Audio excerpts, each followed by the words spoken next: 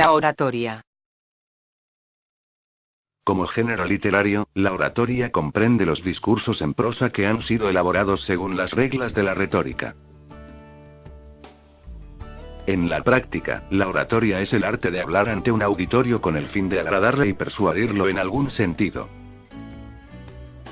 La retórica, considerada como un arte por los antiguos, está constituida por un conjunto de conocimientos y reglas que el orador debe dominar para dar belleza y vigor a su discurso.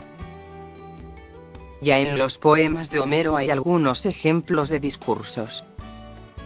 Pero cierta tradición dice que el arte de hablar nació en el siglo VI a.C.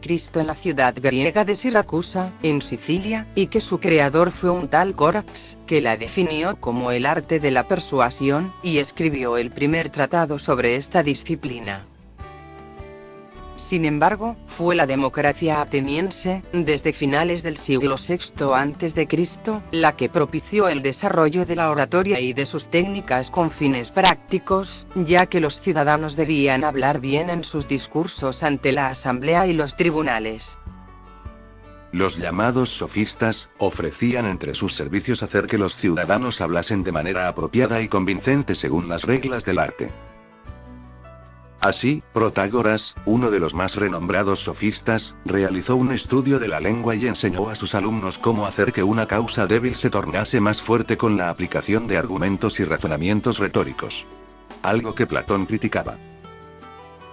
Aristóteles, en su retórica, entendía que ésta solamente sirve si es para convencer de la verdad a los oyentes. En la Atenas clásica, la democracia ofrecía la posibilidad de hablar en la asamblea a cualquier ciudadano y también de defenderse ante los tribunales. Había una cierta expectación por los juicios, pero no existían ni abogados ni fiscales propiamente dichos.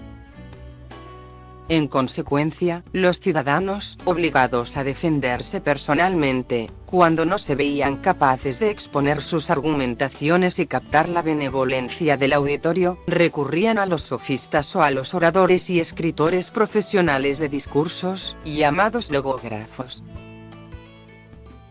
Aristóteles enumeró 3 procedimientos que consideraba necesarios para persuadir a un auditorio. El carácter moral o ethos. Contribuye a dar credibilidad al orador ante el público. La emoción o pathos.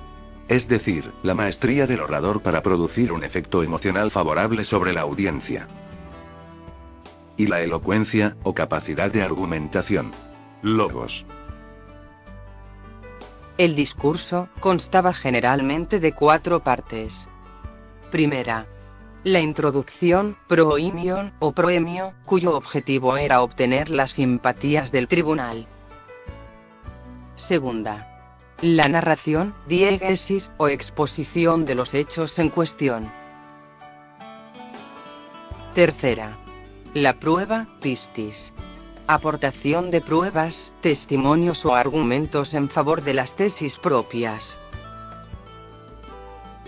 Cuarta. La conclusión, epílogos, cuyo objetivo es hacer una recapitulación para atraerse de nuevo al auditorio o tribunal. Según el tema o la ocasión en que se pronunciaba el discurso, se distinguían 3 tipos de oratoria.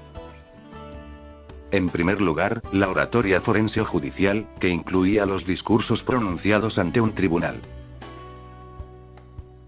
En segundo lugar, la oratoria deliberativa o política, que comprendía los discursos pronunciados ante un órgano político, como una asamblea. En tercer lugar, la oratoria epidíctica, que abarcaba los discursos pronunciados en ocasiones solemnes para elogiar o vituperar a algún personaje. El primer tipo, lo representa Lisias. El segundo, Demóstenes. Y el tercero, Isócrates. Lisias. Lisias vivió entre el 445 y el 380 a.C. Nació en Atenas, aunque su familia era originaria de Siracusa. Aprendió retórica en la colonia ateniense de Turios, en el sur de Italia, y se ganó la vida como logógrafo en Atenas, escribiendo discursos de carácter judicial para otros. No tenía la ciudadanía ateniense porque era meteco. de manera que no podía pronunciar sus discursos en la asamblea.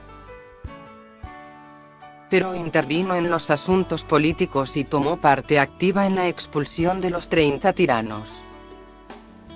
En uno de sus discursos, contra Eratóstenes, acusa a uno de los 30 tiranos de ser responsable del asesinato político de su propio hermano y de la confiscación de sus bienes. Como logógrafo, Lisias tenía una extraordinaria capacidad para adaptar sus discursos al carácter de sus clientes. Los rasgos más importantes de su estilo son la pureza, la naturalidad y la claridad. Hacía un uso moderado de las figuras retóricas y procuraba mantener el estilo de la lengua coloquial para darle mayor vivacidad al lenguaje. Los discursos de Lisias constituyen uno de los mejores testimonios de la vida privada en la Atenas de su tiempo. De él se conservan unos 30 discursos. Entre ellos, destacan, además del citado contra Eratóstenes, en favor del inválido, sobre el olivo sagrado, contra Diogitón, y contra Agorato. Demóstenes, también ateniense, vivió entre el 384 y el 322 a.C. Se le considera como el más importante de los oradores griegos. Durante su juventud, se formó en la retórica estudiando discursos de oradores anteriores. Para ilustrar su tenacidad se cuenta que corrigió su tartamudeo introduciéndose piedrecitas en la boca.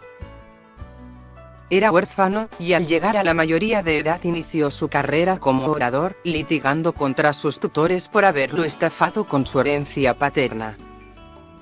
Al principio, Demóstenes se ganó la vida como logógrafo, componiendo discursos para los pleitos de los particulares.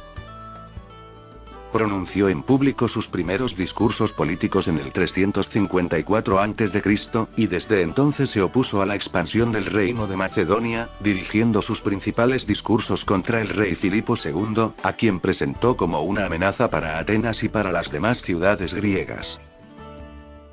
Con todo, sus esfuerzos resultaron inútiles.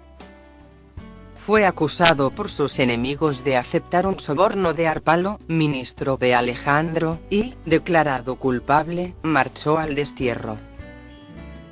Regresó tras la muerte de Alejandro, en el 323 a.C., y siguió animando a los griegos a liberarse de la opresión de Macedonia. El sucesor de Alejandro, Antípatro, ordenó la muerte de Demóstenes, y este terminó por suicidarse. La fama de sus discursos inspiró al orador romano Cicerón para dar a sus invectivas contra Marco Antonio el nombre de Filípicas. Además de sus 3 Filípicas, otros discursos conservados de Demóstenes son: para los megalopolitanos, olímpicas, y sobre la falsa embajada. Demóstenes consideraba que lo más importante de un discurso era su puesta en práctica, la declamación, con todos los recursos orales y visuales que comportaba. Su estilo oratorio es vigoroso, apasionado y vehemente, y no deja nada a la improvisación. Incluso su apariencia de naturalidad era calculada. Despliega toda su habilidad artística en los cambios de tono, las mezclas de los diversos estilos, las metáforas, los diálogos fingidos, las preguntas retóricas, etc. Su finalidad era provocar la conmoción intelectual y emocional de sus oyentes, y así ganarlos para su causa, la del civismo, la exaltación de Atenas y de la cultura helénica. Isócrates. Isócrates nació en Atenas, en el año 436, y murió en el 338 a.C. Su familia era adinerada y recibió una esmerada educación. Fue discípulo de Gorgias, de Sócrates y de Platón. Cultivó todas las formas de la oratoria y fue logógrafo. Debido a su timidez no participó en política, pero terminó abriendo en Atenas una escuela de retórica muy influyente. Criticó las desavenencias de los griegos ante el inminente peligro persa en su panegírico, y propugnó la alianza entre Atenas y Esparta. Pero su decepción lo llevó a ver en Filipo II de Macedonia al verdadero unificador de Grecia. Los discursos de Isócrates son armoniosos y equilibrados. Sus frases presentan una estructura muy compleja, reforzada por el uso de abundantes antítesis. Entre los más famosos, destacan Panegírico, Areopagítico, y Sobre la paz.